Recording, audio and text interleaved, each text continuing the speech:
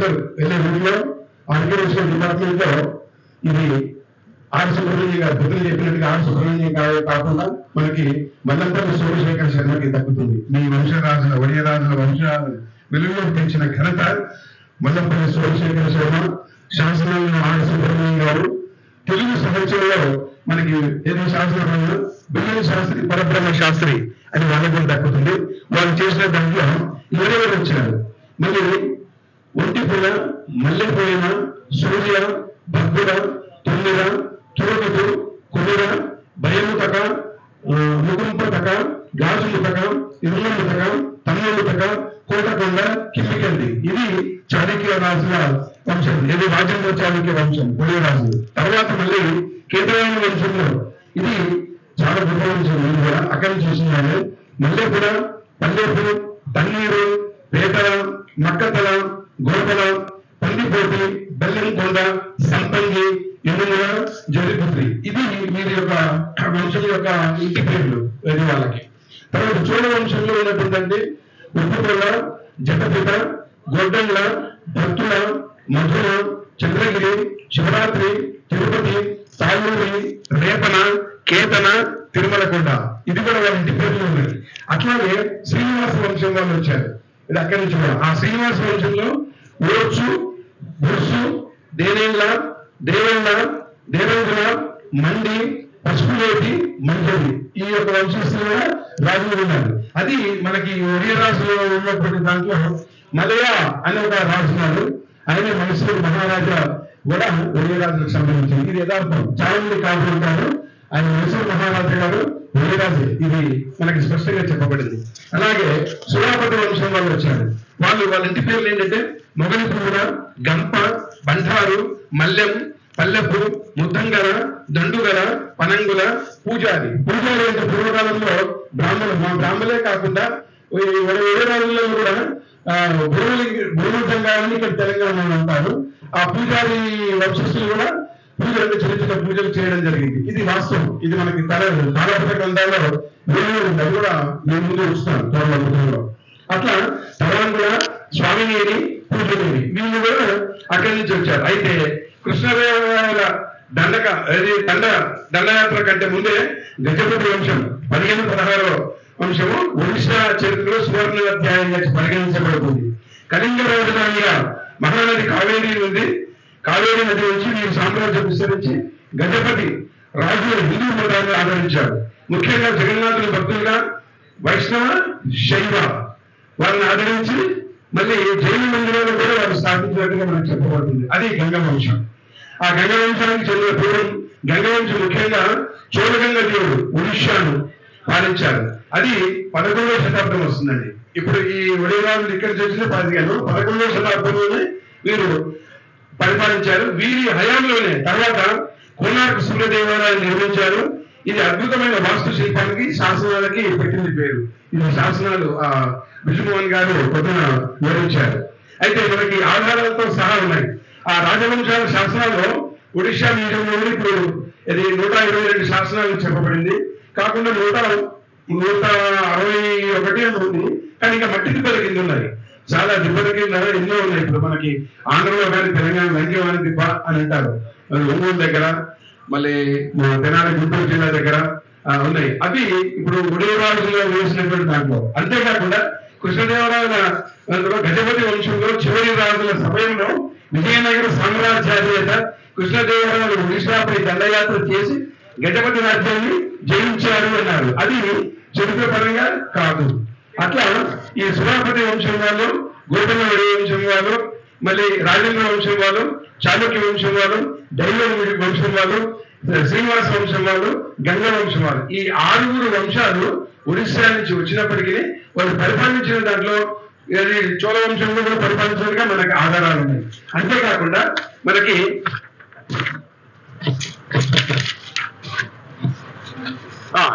నంద వంశంలో కూడా క్రీస్తు పూర్వం 362 మహాపద్మానందుడు 32 క్షత్రియ రాజులు ఓడించి కళింగని మగధ సామ్రాజ్యంలో విలీనం చేశారు.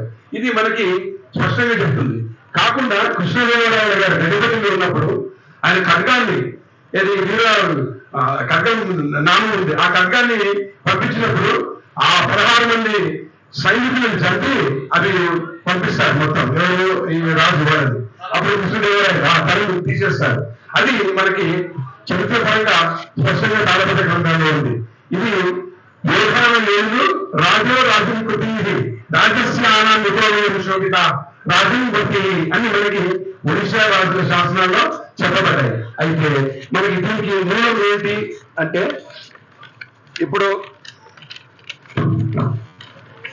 దీంట్లో మనకి సూర్యవంశం గజపతి వడియరాజు శ్రీనాథ మహాకవి గారి ఇబ్బంది పెట్టారు అని అంటారు. సో ఆయన పెట్టలేదు. అయితే విజయ గణపతి వడియరాజు సూర్యవంశ రాజే గారే ఆయన బాధ పెట్టింది. ఎందుకంటే రాజు ఎక్కడో ఉంటారు, వాళ్ళ బంధువులను కానీ సైన్యాధిపతులు కానీ వేరే వేరే చోట దగ్గుపల్లి, బొడ్డుపల్లి, పొన్నపల్లి శాసనం ఉంది. అది తాతగారు వేసిన శాసనం వారి రాజ్యంలోనే. అప్పుడు మనకి ఏంటంటే గజపతి కపిలేంద్ర దేవ ఖడ్గాన్ని భువనేశ్వరిలోని కపిలేశ్వర ఆలయంలో ఇప్పటికీ ఆయన ఖడ్గం ఉంది. ఏంటంటే మనకి రెండో ప్రతాపరుద్రుడి ఈ ఖడ్గం మనకి ఇక్కడ వరంగల్ దగ్గర ఉన్నటువంటి ఆ కామాక్షి ఆలయంలో ఎట్లయితే ఉందో అట్లాగే ఈ గణపతి కపిలేంద్రదేవి ఖడ్గాన్ని భువనేశ్వరిలోని కపిలేశ్వర ఆలయంలో ఉన్నట్టు తారపతి గ్రంథాల్లో ఉంది. చెల్లి ఈ మధ్య యూట్యూబ్ లో కూడా పెట్టారు. అదొకటి ప్లస్ జక్కంపూడి, బాజుపల్లి, బొడ్డుపల్లి వీరి శాసనాల ఆధారాలు కూడా మనకు కనబడుతున్నాయి. అందుకని జస్ట్ ఇది చేస్తూ ఈ యొక్క రండి సూర్యవంశ మహోన్నత వారా రండి వయ్యరాజ మహోయోధులారా అధిగదిగో సూర్యవంశ అగ్నికణిక వెలిగింది వెలుగులగుత్తేజమై అధిగదిగో సూర్యవంశ అగ్నికణిక వెలిగింది వెలుగులగుత్తేజమై ఆయనే వయ్యరాజ కపిలేంద్రుడు ఆయనే వయ్యరాజ కపిలేంద్రుడు ముందున నిలిచిన చౌదార్జుని గజపతి ఉండిన ఉత్తేజమే ఒరిస్సా ప్రాంతం వరాలను ఇచ్చిన వడియరాజు నుండిలో అందులో కపిలేంద్రుని కరవాలం ఇదే అగ్ని కనికై నిలిచిన శివకాలం. ఈ కరవాలం అనేది ఆవిడది కాదు, కరవాలం కపిలేంద్రుడి కరవాలం. ఆ కరవాలానికి వెనకాల ఈ సూర్యుడి యొక్క ఆ యొక్క నామం ఉంటుంది. దానిలో త్రిభువనాంకుశ అనే ఇది వరాహలాంఛనం నుంచి దాని ఉంది. సువర్ణం ఆయతం కృత్వా కర్ణంలో విపంచిత నా స్థూలం నా సూక్ష్మం. స్థూలం అంటే సిల్వర్ అని హిందీలో అంటారు. అని ఆ వరాహలాంఛనాన్ని చాళుక్యులు తీసుకున్న దాన్ని కాకుండా సూర్యవంశాన్ని స్పెషల్ గా పెట్టి అది పెట్టారనమాట. ఇదే జై సూర్యవంశ జై వడియ రాజా గోపన్న వడియరాజు గజపతి వంశీకుడే మహానది మొదలుకొని కావేరీ నది వరకు సాగేను రమణీయముగా రాజ్యపాలనే కళింగ రాజధాని సామ్రాజ్యం సూర్యవంశ పాలనలో వీరి హయాంలోనే సాగెను బహుజోరుగా జగన్నాథ దేవాలయ దాన శాసనం ఉదయగిరి గుంటూరు వీరి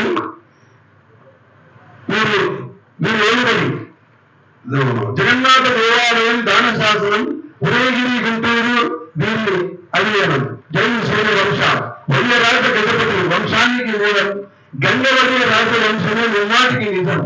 ఈ రాజు వంశాలను పాలించదు వీరి హయాంలోనే శాసనాలు ఎన్నో. కోనార్కులోని సూర్య దేవాలయం నేటికి నిలిచింది చరిత్రలోన.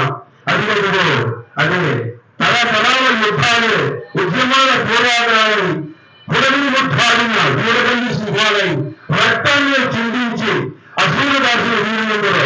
ఎందుకంటే రాజ్యాన్ని పరిపాలించిన వాళ్ళే రాజులు, యుద్ధంలో మరణించిన వాళ్ళే వీరగల్లులు. ఇది చరిత్ర సత్యం.